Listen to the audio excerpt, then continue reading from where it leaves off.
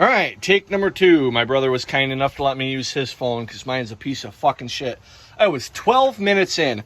12-minute video. It was turning out pretty good. And bang, ran out of storage. Even though I had plenty of storage, but I don't know. I guess I'll quit bitching about it. So today, I figured I'd show you what I did for the exhaust on the 1982 Ford F150 4.9 liter inline 6. This is an awesome truck. We love it quite a bit. The inline 6 isn't the most powerful engine in the world, but it is reliable and it does get good fuel economy for what we use it for.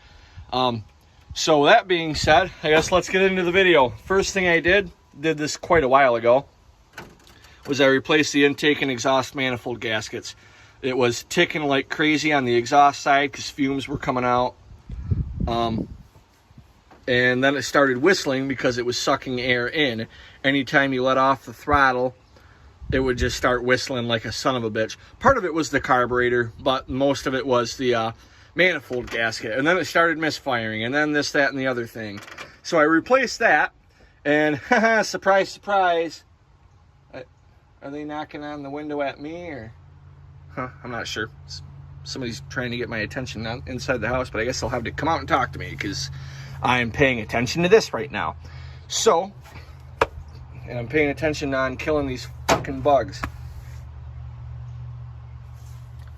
So anyway, I replaced the gasket, and because this is an old 42-year-old cast iron fucking hunk of crap that's gone through a lot of heat cycles, it cracked there, and it cracked back there. So there's a couple cracks in this manifold, so it still has the tick, tick, tick, tick, tick, which pisses me off, but what you gonna do? I'm the fucking broke youper and I don't have the money for a new manifold right now. Eventually we are gonna put an Offenhauser intake on here and one of the EFI exhaust manifolds. But anyway, for now, this is working fine. So, a piece of advice. That right there, those bolts, that one and the one on the other side, I'm getting really sick of these fucking bugs, man.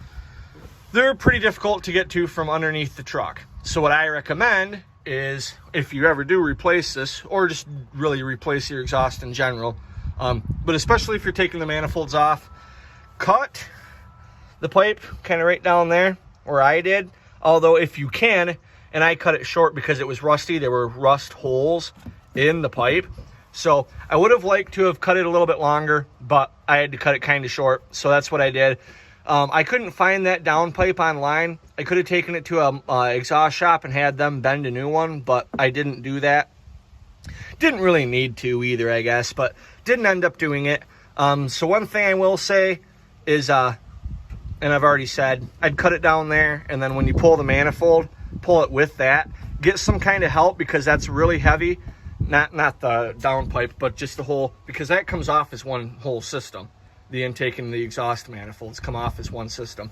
And it's heavy. You definitely feel it, especially when you're trying to pick it up, you know, up to like this level to get the pipe out of there, and you're trying not to get your pipe wrapped up in your starter cable or any of that shit.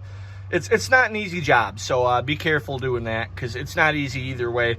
I mean, depending on who you are, some people might find it easier to do it from underneath the truck, but as a 200-pound lard ass with fucked up shoulders and bad wrists, it was easier for me to just do it the heavy way rather than the contortionist way.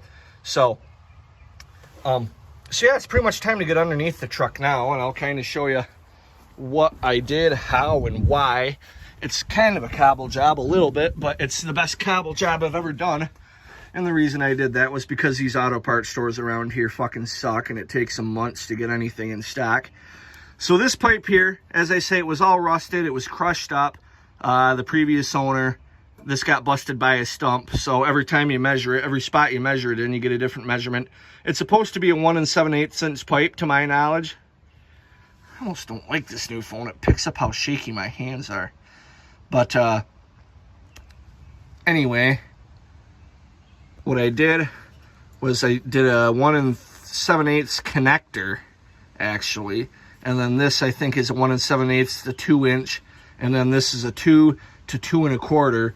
And then that goes into a 2 1/4 inch outside diameter pipe that goes back there, and I'll get there in a minute. But part of the reason I say to be careful, because this is bent, so, you know, it's, I mean, supposed to be bent. It's the way it's made. So that being said, this probably is crappy footage here because I'm not used to this phone, for one, and for two, it's just hard to film anything underneath here. And the bugs are just fucking insane. But anyway, this was pretty oval shaped, so that was part of the reason I did that. There is still a leak up in there. As you can see, there's kind of some gaps. These freaking mosquitoes are just hellacious. But so there's a bit of a leak there. I gotta get this welded up, but I haven't done it yet. This pipe was kind of hanging down, so what I did was I pushed it up with the jack and hooked these up, and then had this pipe resting on the cross member. Son of a bitch. Had the pipe resting on the cross member to hold this up, and it does a good job. So now, to get away from some of these fucking bugs, for one, and for two, to explain more, we come back to the first muffler I have. This is a Walker Quiet Flow, part number 210, or part number or model number 21028. Let me try and hold the phone a little different here. 21028. I did a review on this muffler. I highly recommend you check it out. It's only a couple videos ago. Do I really think it deserves the name Quiet Flow? No, not exactly. It's really not that quiet. It's a straight through design. It's basically a glorified glass pack. You know, it's just a straight through muffler. But so I hooked it up just to see what it would sound like, because I figured I'd get a review of it, and was planning on sending it back, which I tried, and that was just a pain in the ass. I could have done it, but these auto parts stores around here fucking suck, man. That's the one downside of living in the UP of Michigan. The only decent fucking auto parts store there is in this whole fucking part of the state is over in Newberry. The rest of them just suck fucking dick. But anyway, I got that out of my own stupidity. It was $107. To my surprise, it was way quieter than I expected it to be. But it really still wasn't all that quiet. So I tried to take it back and get a different one. Every time I found a muffler that I liked, I'd call them. They'd say, oh, well, we can't get that one in. Well, we can't get that in. And then you'd try and order it somewhere online, and it wouldn't be here for a month and a half. So I said, fuck that. It's time for a new plan of attack. So feel free to check out this video of this muffler. Would I buy another one again? I'm not so sure. But it was $107, which is pretty expensive for the amount of muffling that it does. But it is stainless steel. It won't rust out. And there is absolutely no drone. When I ran it in one of my other videos that you can find, I didn't have any tailpipe hooked up. It was just hanging there and cut off, just dumped right there before the axle. And it was definitely bearable. I just think these inline sixes, I dare you to find me a 6-cylinder engine of any kind, any 6-cylinder engine that sounds good. I don't think you can do it. The best sounding one's a 3.1 liter multi-port V6 that came in the old school, the first gen W bodies from GM. And even that doesn't really sound great. It's just, it doesn't sound bad. This doesn't sound as good as those. So we want this truck silent, but the main reason we drive this truck with the inline six is because it gets good fuel economy. There's not a lot of power, so we didn't want a super restrictive muffler. I could have just gone with an OEM muffler, but I didn't want to do that because they're restrictive. They cost you a bit of power. These fucking bugs are just going insane. The last time I did this video, it was fine. I suppose nothing can really go right for me now that I have a phone that hopefully isn't going to die on me. Now I'm getting swarmed by these fucking things. So anyway, the reason why I kept this, for one, just the hassle and everything, but mainly why I got this instead of an OEM replacement is because this said OEM sound, which was a fucking lie. I'm not sure what, maybe on a muscle car or something. I would imagine this would sound really good on like an old Lincoln or something that you want to have a little bit of rumble but mostly be quiet. It's not a bad muffler. There ain't no drone, but it's, I don't know. I don't think it's earned the name Quiet Flow. So what I have hanging it up here is this. And it looks a little flimsy, but I tell you what, this is actually a pretty good way to go. And I say that because the actual hangers have these little rubber bushings in them. Well, for one, you can see where the cross member is and everything. It would have been hard to get the muffler up here under the cab without it vibrating on the bottom of the cab. Sorry, my hands keep getting in the way. I'm swatting at bugs. But it would have gotten in the way under the cab, and then there's really no other way to hook up an actual exhaust hanger, for one, and then for two, as I stated, the rubber bushings in them over time go out, and then they start to rattle and vibrate. Yeah, this can give you a bit of vibration, but you can always tighten it down a bit more, and that was what I did. It's also stainless steel, so it's not going to rust as quickly as it looks like it will. It's not as flimsy. It's a lot easier to work with. I know it looks like the cheap way of going, but honestly, I gotta recommend this stuff. It's only like $6 for a roll of it, and it's easy to work with.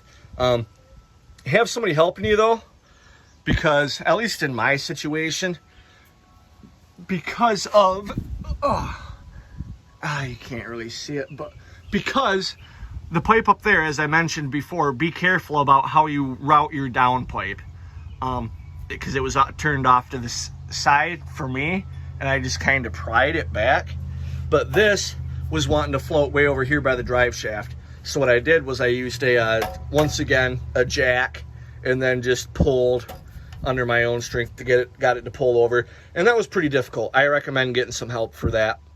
But this is really a good way to hang it up. So, and then, I don't know if I mentioned, but I know it sounds like I'm talking shit about that walker, but it really does come down to personal preference. If you want something that's audible but not loud, see, I don't even want this truck to be audible. I don't want to hear it like at all. You know, the tire noise, the bit of the manifold tick, which I don't want to hear that either, but unfortunately I have to for a while. But anyway, if you want your truck to be audible but not loud, that actually is a great muffler, and I highly recommend it. But if you really, if you say, oh, it's, look and see that it says quiet flow and that's what you want, try and find a different one, because that one's really not all that quiet. These fucking mosquitoes, man. Son of a bitch.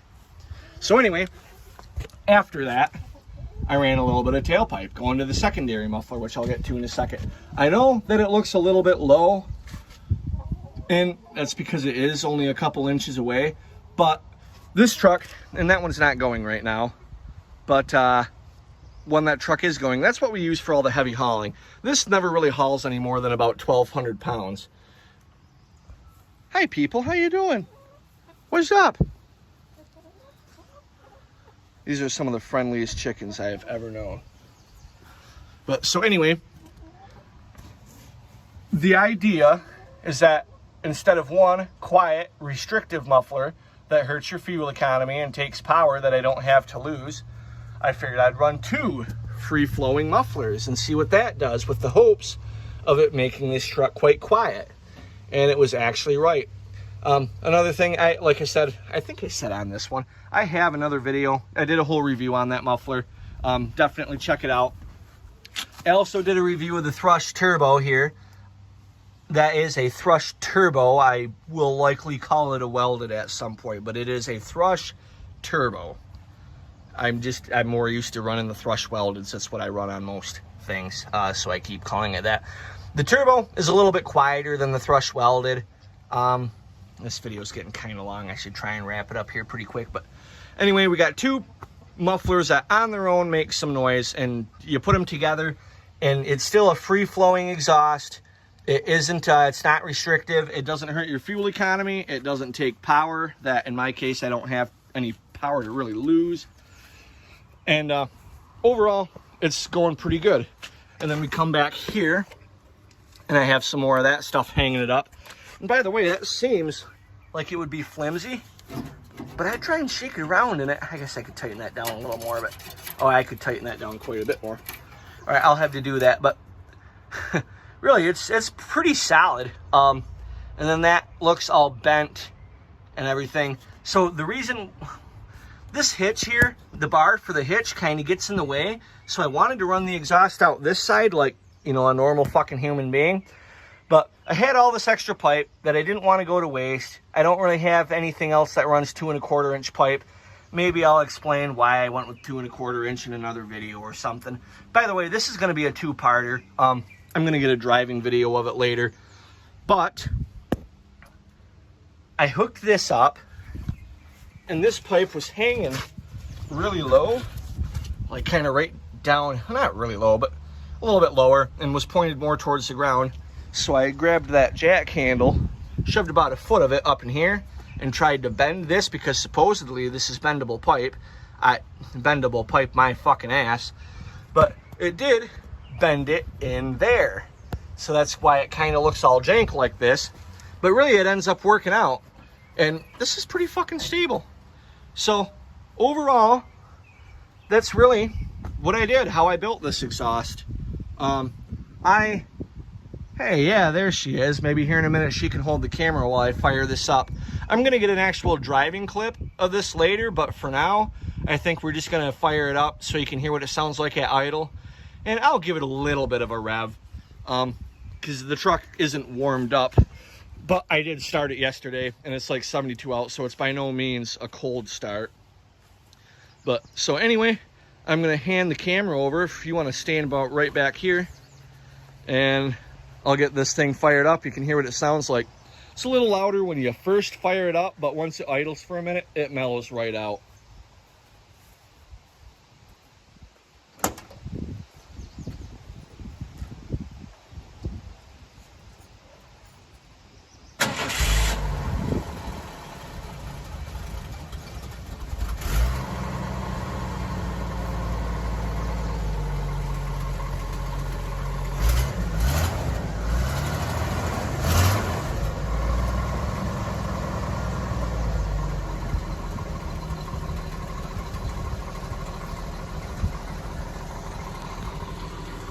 So, as you can hear, it is quite quiet.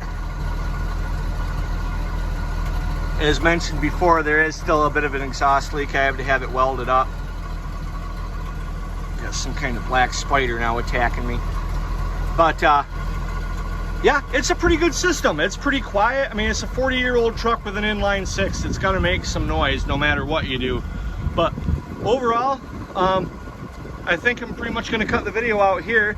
I will get a part 2 a little bit later, and so stay tuned for that.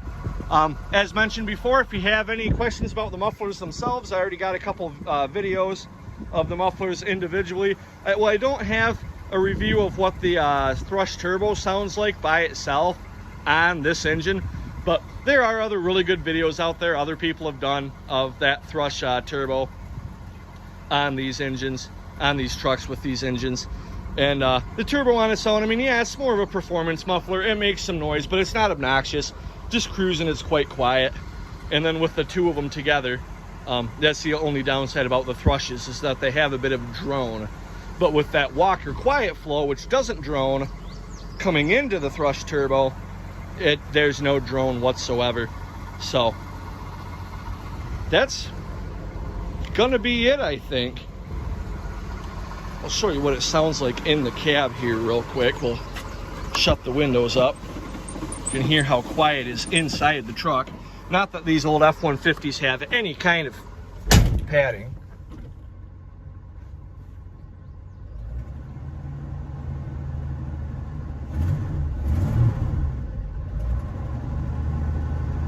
But yeah, that's pretty much it. That's how I built the exhaust on the 1982 Ford F150 with a 4.9 liter. Damn. A 4.9 liter Ford inline 6. She's pretty quiet. I'm happy with it. It's you really don't hear it when you're just cruising down the road, and it still gets about 22 miles a gallon. It doesn't have any less power than it did just running open manifolds. It doesn't have any more, but you know, this thing's only had about 125 horsepower factory anyways. But so yeah, that's it for this one. Thank you all for watching, and stay tuned for the next video. We're gonna get a driving video and you guys will be able to hear what it sounds like going down the road. So thank you.